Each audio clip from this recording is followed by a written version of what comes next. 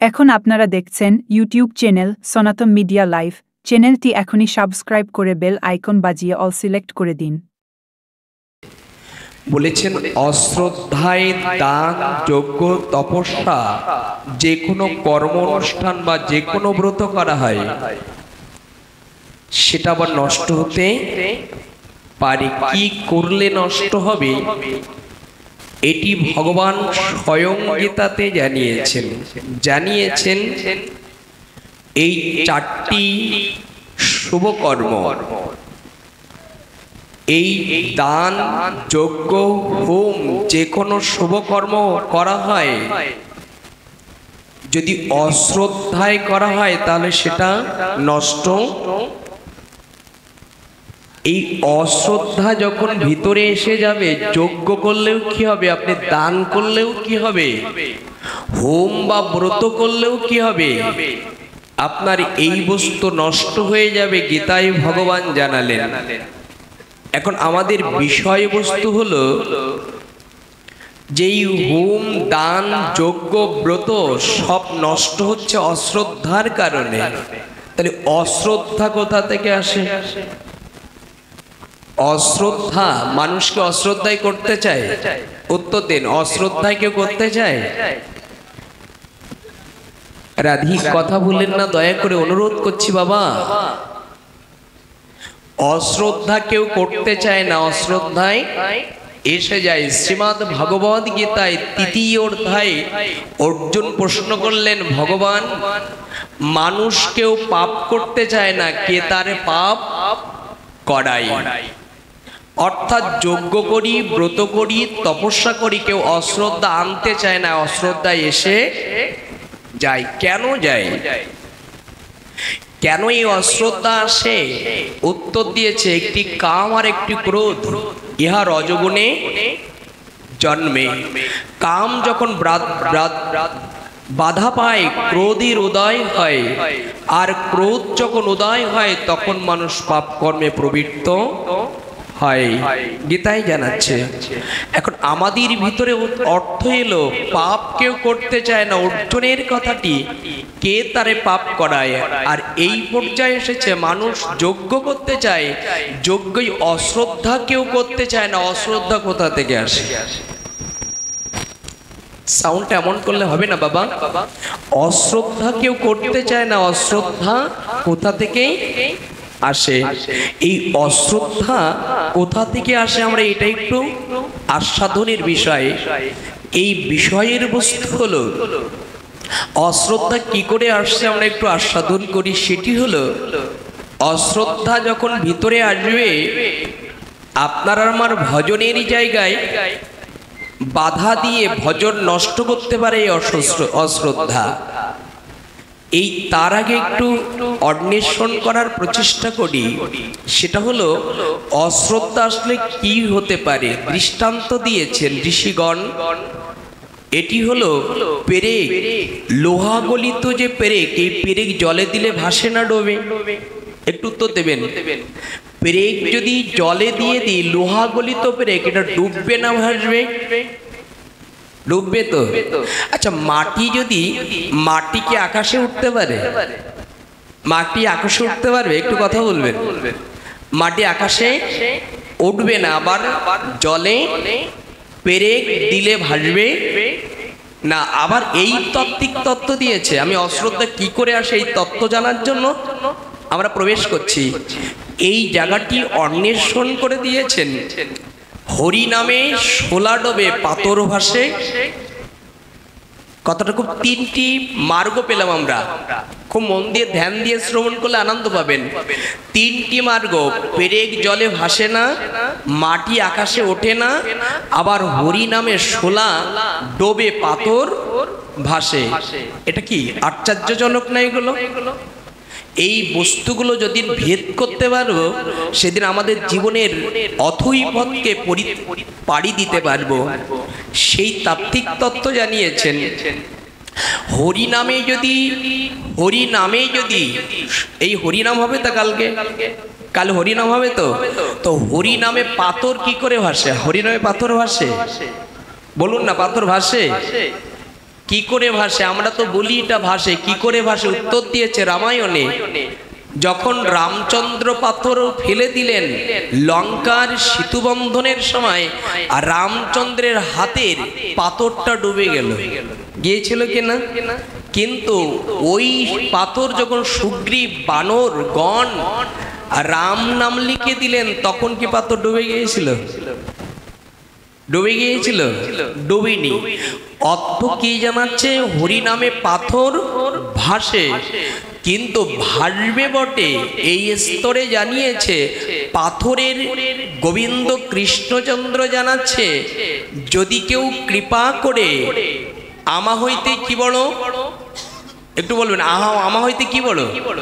নাম বড়। প্রমাণ করে গেলেন, আমি ভগবান নিজে হাতে পাথর দিয়েছি, দেখো আমার হাতের পাথরটা ডুবে যাচ্ছে, কিন্তু আমার নাম লিখে বানরগণ যখন জলে দিয়েছে, মা গঙ্গা ওটাই নিয়ে পরমানন্দে ভাসিয়ে রেখেছে। আমা হইতে আমা হইতে আমার নাম বড়। আর নাম যদি পাথরে লিখলে ভেসে যায়। এই দেখো কত তাত্ত্বিক তত্ত্ব দিয়ে যাচ্ছে। পাথরের ভিতরে জল ঢোকে, পাথর পচে? বলুন না, পাথর পচে, নষ্ট হয়। কেন নষ্ট হয় না? তার কারণ হলো পাথরের ভিতরে যদি ছিদ্র দিয়ে জল যেতে পারতো, তাহলে পাথরটা নষ্ট হতো। উত্তর জানাচ্ছে, আমাদের মনটায় যদি নির্গলিত ভগবানের নাম থাকতো, যদি আন কথা না আসতো, তাহলে আমার এই মনটা পরমাত্মার সঙ্গে যুক্ত হয়ে অক্ষয় হয়ে ভগবত চরণ পেতে পারতো। যদি ওখানেই না যেত, আমরা যদি অক্ষয় হয়ে যদি সেই যোগযুক্তের জায়গায় রাখতে পারতাম, সেই জায়গাটি স্তর দিয়েছে কত প্রাণাত্মিক তত্ত্বের তাত্ত্বিকতা। এই জায়গায় দাঁড়িয়ে আমরা পাথরকে অন্বেষণ করছিলাম, নামকে অন্বেষণ করছিলাম। আচ্ছা, এই বিদ্যুৎ জ্বলছে, আমরা দেখছি তো, বিদ্যুৎ জ্বলছে তো। আচ্ছা, বিদ্যুৎটা এত লাইটিং, এত বৈদ্যুতিক বিদ্যুৎ, পৃথিবীর সব বিদ্যুৎকে একত্রিত করে এই বিদ্যুতের আলো রাতের অন্ধকার দূর করতে পারে, কিন্তু ভিতরের আধার, যদি একটা মানুষের ভিতরের আধারকে দূর করতে পারে, এই পাওয়ার, এই ভোল্টেজ, এই আলো কি নিজের হৃদয়ের আধার দূর করতে পারবে? একটু উত্তর দেবেন, পারবে কি? এই আধার বাহিরের আধার দূর করতে পারে, কিন্তু ভিতরের আধার, আচ্ছা ভিতরের আধার দূর হবে কি করে? এই দেখুন তাত্ত্বিক তত্ত্বটা। পাথর কিভাবে, আমরা একটা দুটি স্তরে ছিলাম। উত্তর দিয়েছে, হরি নামে পাথর কি বলে? ভাসে, আর সোনা ডোবে। ওই তত্ত্বে আসে। এখনো দুটি তত্ত্ব বাকি। আমরা জানাতে চাচ্ছি, এই আলোর বাহিরের আধার দূর করতে পারে, কিন্তু ভিতরের আধার কি করে দূর হবে? উত্তর দিয়েছে। আচ্ছা, কৃষ্ণ কোথায় এসেছিল? একটু উত্তর দেবেন, কৃষ্ণ কোথায় এসেছিল?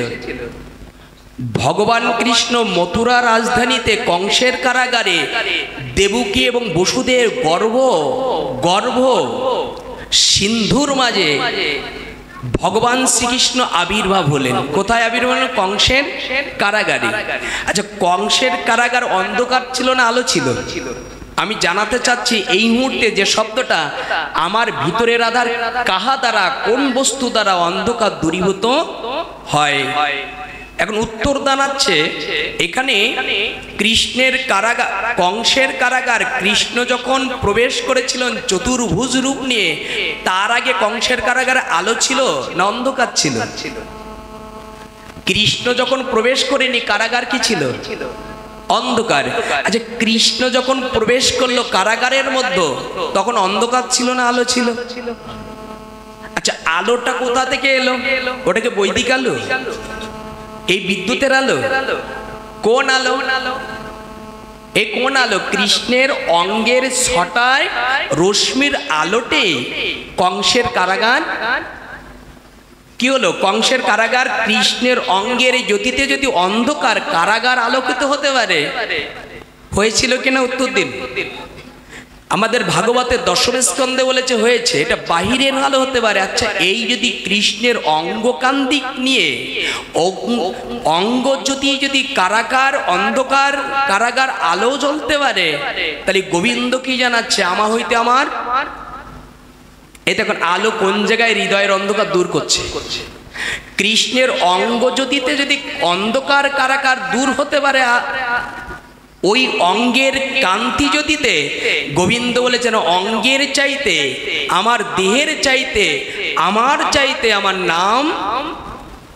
আচ্ছা ওই নাম যদি কেউ ভিতরে নেয় তাহলে তার চাইতে কত গুণ আলো হবে? কি বলেছে উত্তরটা লক্ষ্য করবেন। আমা হইতে আমার নাম বড়। তাহলে অঙ্গের যদি কারাগার অন্ধকার কারাগার আলো হতে পারে, গোবিন্দ জানিয়েছে আমার নাম যদি কেউ নিতে পারে তার ভিতরটার আলো জ্বালানোর দায়িত্ব আমি গোবিন্দ নেব, যদি কেউ কৃপা করে নাম ভিতরে নিতে পারে। উত্তর কি পেলাম? এই বৈদিক আলো, বিদ্যুতের আলো, এটা বাহির আধার দূর করতে পারে, কিন্তু হরি নাম করলে কি করে? এতক্ষণ কি পেলাম? হরি নাম করলে কি হয়? ভিতরের অন্ধকার দূর হয়।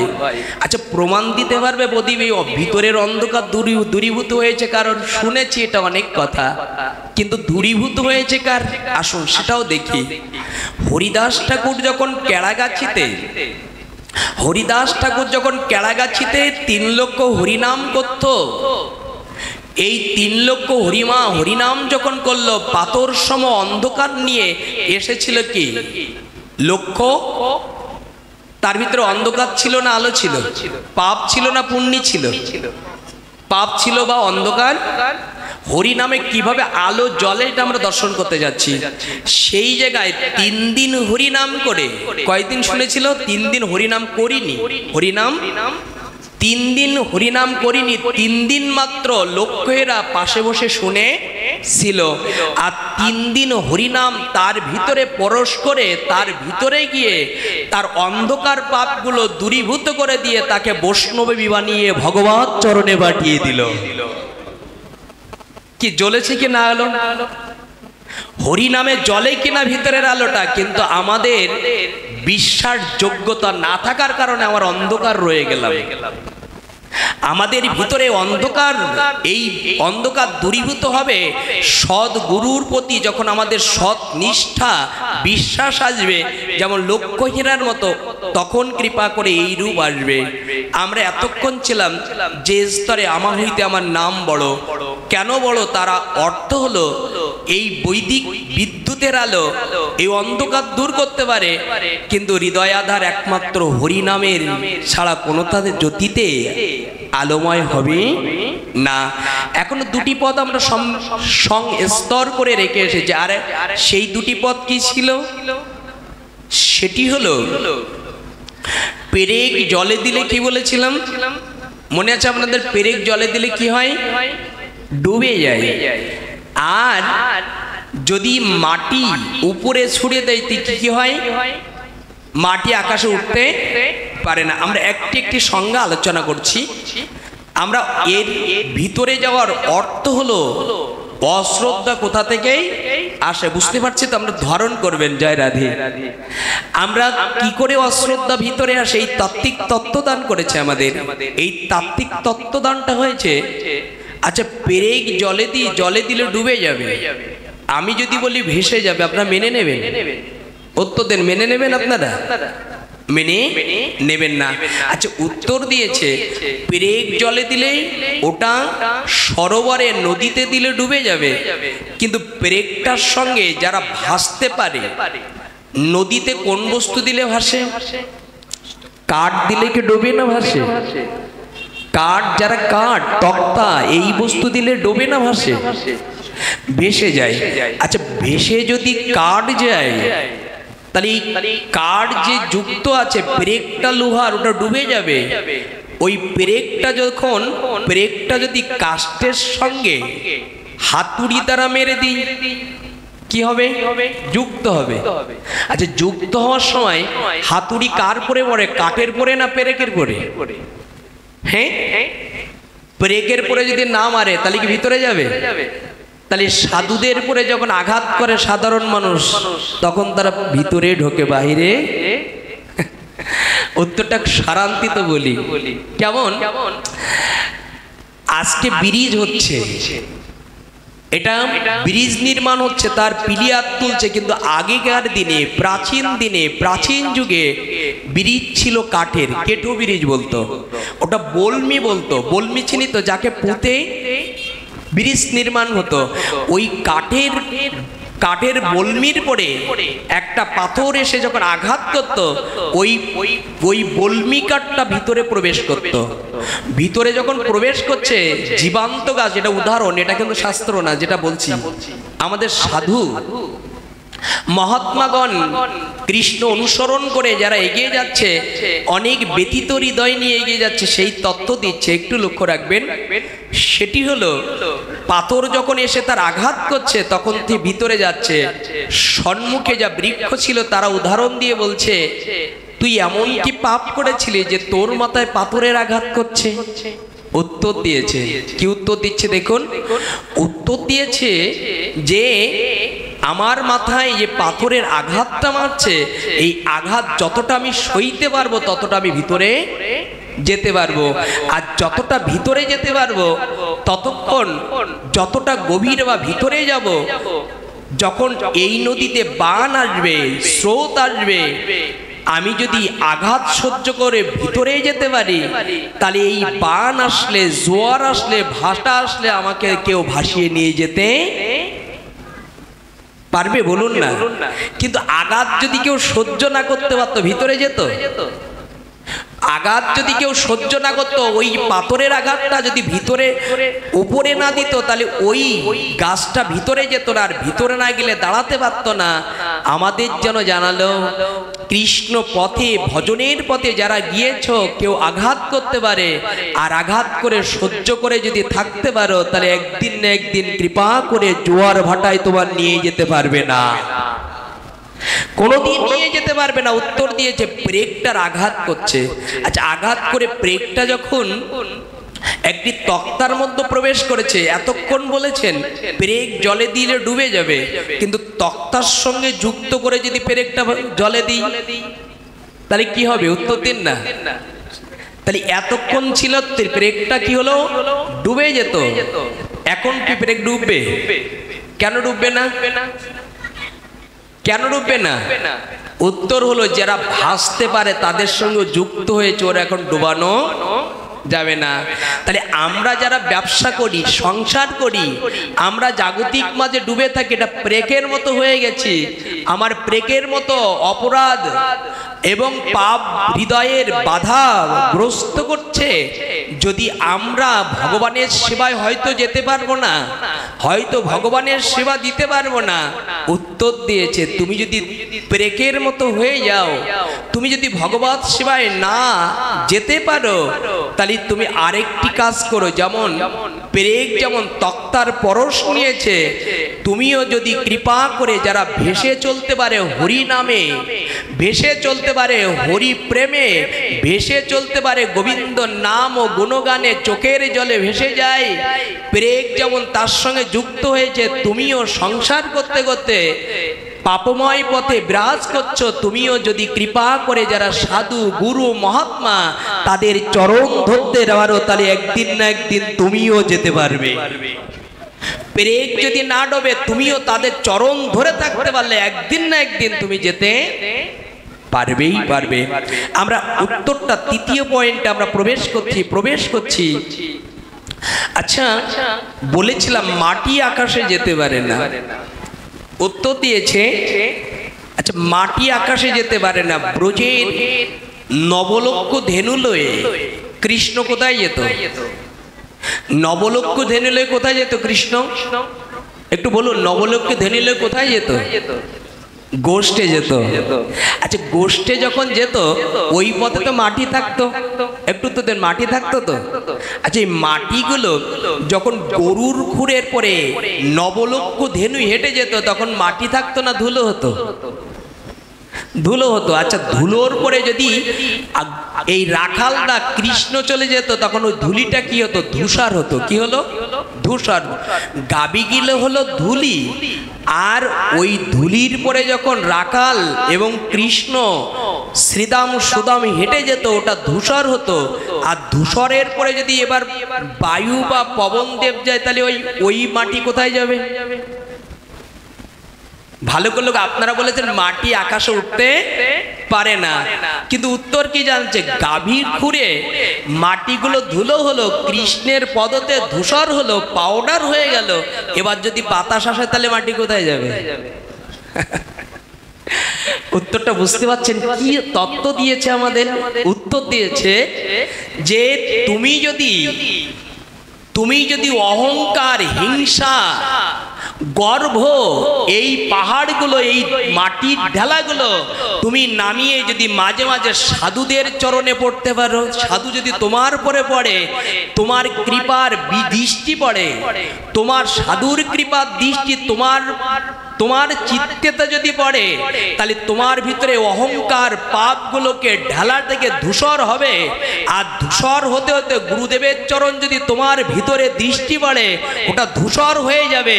আর ধূসর হয়ে গেলে গোবিন্দের নাম যেখানে হবে, পবন দেবের মতো গোবিন্দের চরণে আপনি যেতেই পারবেন। মাটি যেতে পারলো কিনা, তাহলে আমরাও যেতে পারবো কিনা? যদি আমরা সেই ধূসর, বড় যদি হতে হয়, ছোট হও আগে। আমরা এই তাত্ত্বিক অর্থের অনুভব করে এই জায়গায় এসে দাঁড়িয়েছি। শ্রদ্ধা কোথা থেকে আসে? শ্রদ্ধা আসে। অশ্রদ্ধা কোথা থেকে আসে? অশ্রদ্ধা, যজ্ঞ, তপস্যা যাই করতে যায় সেটা নষ্ট করে দেয়। এই অশ্রদ্ধা আসে সঙ্গ দোষ থেকে। কোন দোষ? এই দেখো কি করে আসে, সঙ্গ দোষ থেকে। যদি আজকে ব্রেকটা কাষ্টের সঙ্গে যুক্ত না হয়, যদি ব্রেকটা লোহার সঙ্গে যুক্ত হতো, তাহলে ডুবে যাবে না? ডুবে যাবে না ভাসবে? সঙ্গ দোষের কারণে অশ্রদ্ধা আসে। আমি দেখাচ্ছি জায়গাটা। আচ্ছা, মাটি আকাশে গিয়েছে কিনা? উড়ছে, আকাশে উঠছে। যদি আকাশে উঠতে উঠতে ওর ইচ্ছায় আমি একটু জলের সঙ্গে সঙ্গ করব, তাহলে মাটি কি উড়বে না? মাটি আর উঠতে পারবে যদি জলের সঙ্গ করে? উত্তর দেবেন, জলের সঙ্গে ধুলি, যদি ধুলোকণা যদি জলের সঙ্গে পড়ে যায়, তাহলে উঠবে? ও আকাশে উঠবে? তাহলে উত্তর দিচ্ছে এখানে, আপনি ভক্ত হয়েছেন, ভজন করেন, কিন্তু আপনি যদি অসৎ সঙ্গ করেন, আপনি যদি অসৎ সঙ্গ, কপটতার সঙ্গ করেন, তাহলে নিশ্চয়ই আপনার অশ্রদ্ধা করা লাগবে না, অশ্রদ্ধা এসে